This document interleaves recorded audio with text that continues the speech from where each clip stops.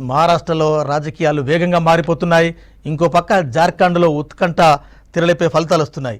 ఈ రెండు రాష్ట్రాల ఫలితాలపై ఎప్పటికప్పుడు ట్రెండ్స్ అందించేందుకు మా ఢిల్లీ కొలీగ్ మదర్ ఉన్నారు. మదర్, ఏం జరుగుతుంది మహారాష్ట్రలో, ఏం జరుగుతుంది ఢిల్లీలో ఫలితాలు, జార్ఖండ్లో ఎట్లా ఉంది?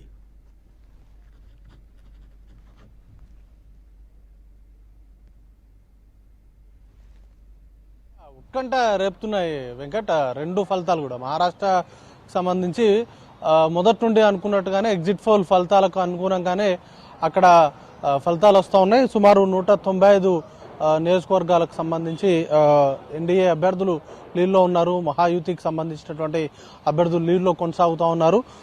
81 స్థానాల్లో ఇండియా కూటమికి సంబంధించి మహావికాస్ అఘాడీకి సంబంధించినటువంటి అభ్యర్థులు లీడ్లో కొనసాగుతూ ఉన్నారు. బట్ జార్ఖండ్ విషయానికి వస్తే అక్కడ కూడా ఎగ్జిట్ పోల్ ఫలితాలు ఎన్డీఏకు అనుకూలంగా ఇచ్చాయి. But neck to neck fight అయితే కొనసాగుతూ ఉంది. రౌండ్కి కూడా అక్కడ ఫలితాలు మారుతూ ఉన్నాయి. యాజ్ ఆఫ్ నౌ ఇండియా కూటమి అక్కడ 40 స్థానాల్లో లీడ్లో ఉంటే ఎన్డీఏకు సంబంధించి 37 స్థానాల్లో వాళ్ళు లీడ్లో ఉన్నారు. మ్యాజిక్ ఫిగర్కు కొంత ఒక రౌండ్కి ఒకరు ఆధిక్యం ప్రదర్శిస్తూ ఉంటే మరొక రౌండ్లో ఇంకో కూటమికి సంబంధించినటువంటి అభ్యర్థుల లీడ్ అయితే కొనసాగుతూ ఉంది. వన్ సైడ్ అయితే లేదు. జార్ఖండ్ విషయానికి వస్తే మాత్రం ప్రతి రౌండ్కి కూడా సిచ్యువేషన్ మారుతూనే ఉంది.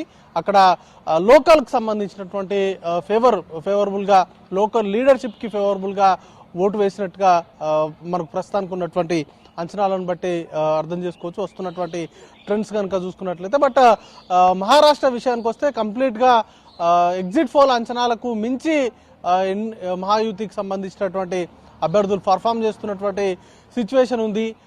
ప్రస్తుతానికైతే ఇండియా కూటమికి సంబంధించి కేవలం 80 స్థానాల్లోనే వారికి సంబంధించినటువంటి అభ్యర్థులు లీడ్లో కొనసాగుతున్నారు. 194 స్థానాల్లో ఎన్డీఏకి సంబంధించినటువంటి అభ్యర్థులు లీడ్లో కొనసాగుతున్నారు. ఆల్మోస్ట్ పోటీ చేసినటువంటి 140కి పైగా స్థానాల్లో బీజేపీకి సంబంధించినటువంటి అభ్యర్థులు పోటీ చేస్తే ఆల్మోస్ట్ 107 స్థానాల్లో 106 స్థానాల్లో బీజేపీకి సంబంధించినటువంటి అభ్యర్థులు లీడ్లో ఉన్నారు. కేవలం 41 స్థానాల్లో మాత్రమే బీజేపీకి సంబంధించినటువంటి అభ్యర్థులు ట్రైలింగ్లో కొనసాగుతూ ఉన్నారు. ఇక సెకండ్గా ఏక్నాథ్ షిండే వర్గానికి సంబంధించి శివసేన వాళ్ళు 52 స్థానాల్లో లీడ్లో కొనసాగుతూ ఉన్నటువంటి పరిస్థితి ఉంది. సర్ప్రైజింగ్లీ అజిత్ పవార్ వర్గం కూడా ఈసారి 33 స్థానాల్లో వారు కూడా లీడ్లో కొనసాగుతూ ఉన్నారు. ఇటు ఇండియా కూటమికి సంబంధించి కాంగ్రెస్ పార్టీ 31 స్థానాల్లో లీడ్లో ఉంటే తర్వాత ఉద్ధవ్ ఠాక్రేకి సంబంధించి శివసేన 20 స్థానాల్లో, అలాగే శరద్ పవార్ నేతృత్వంలోని ఎన్సీపీ 24 స్థానాల్లో ప్రస్తుతానికైతే లీడ్లో కొనసాగుతూ ఉన్నారు. అయితే లోక్సభ ఎన్నికల్లో పూర్తి కాంట్రడిక్షన్ అయినటువంటి ఫలితాలు మహారాష్ట్రకు సంబంధించి కనబడతా ఉన్నాయి. లోక్సభ ఎన్నికల్లో పూర్తిగా ఇండియా కూటమికి సంబంధించినటువంటి డామినేషన్ కనిపించింది.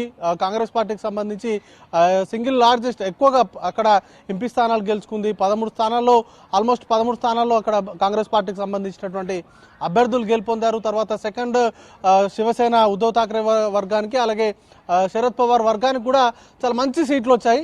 బట్ ఈసారి మాత్రం అసెంబ్లీ ఎన్నికలకు వచ్చేసరికి మాత్రం ఏక్నాథ్ షిండే వర్గానికి, అలాగే ఇటు అజిత్ పవార్ వర్గం కూడా చాలా పర్ఫార్మెన్స్ వైజ్గా చాలా వరకు చాలా నియోజకవర్గాల్లో కూడా లీడ్లో కొనసాగుతూ ఉన్నటువంటి సిచ్యువేషన్ ఉంది.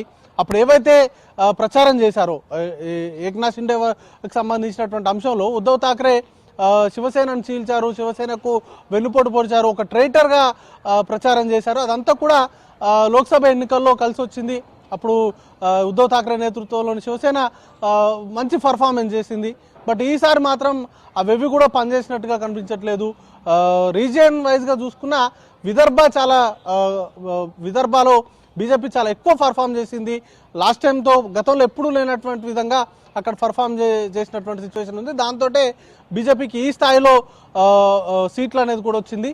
రూరల్ ఏరియాస్లో కొంత పట్టు కూడా పెంచుకుంది.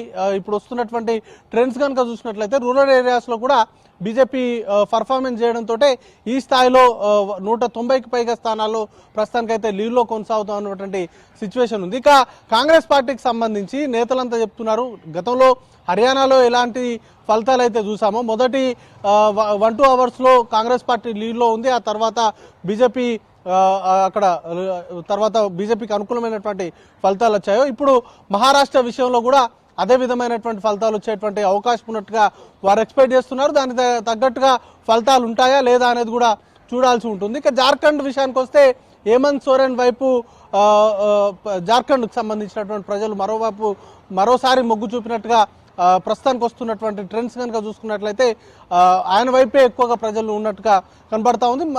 రౌండ్కు ఫలితాలు కూడా మారుతుండడంతో ఇప్పుడే ఏది కూడా చెప్పలేనటువంటి స్టేజ్లో జార్ఖండ్ ఉంది. బట్ మహారాష్ట్ర విషయానికి వస్తే మాత్రం కంప్లీట్గా ఇండియాకి సంబంధించినటువంటి హవానే అక్కడ మహారాష్ట్రలో కొనసాగుతోంది. ఇక వయనాడ్ బైపోల్కి సంబంధించి దేశ ప్రజలు చాలా ఉత్కంఠగా చూస్తూ ఉన్నారు. వయనాడ్కి సంబంధించి ప్రియాంక గాంధీ వాద్రాకు సంబంధించినటువంటి డెబ్యూ ఎలక్షన్ సంబంధించి ఎలాంటి ఫలితం రాబోతుంది అనేది అందరూ కూడా ఆసక్తిగా చూస్తున్నారు. దానికి తగ్గట్టుగానే కాంగ్రెస్ పార్టీకి కంచుకోటగా ఉన్నటువంటి నియోజకవర్గం కావడము, వయనాడ్ నుంచి ప్రియాంక గాంధీ కూడా పోటీ చేస్తుండడంతో ఆ సెగ్మెంట్ పైన ఎక్కువగా ఇంట్రెస్ట్ ఉంది. దానికి తగ్గట్టుగానే ఫలితాలు కూడా వస్తున్నాయి. ప్రస్తుతానికి 70,000 పైచీలకు ఓట్ల మెజార్టీ తోటి ప్రస్తుతం ప్రియాంక గాంధీ లీడ్లో కొనసాగుతున్నటువంటి సిచ్యువేషన్ ఉంది వెంకట్.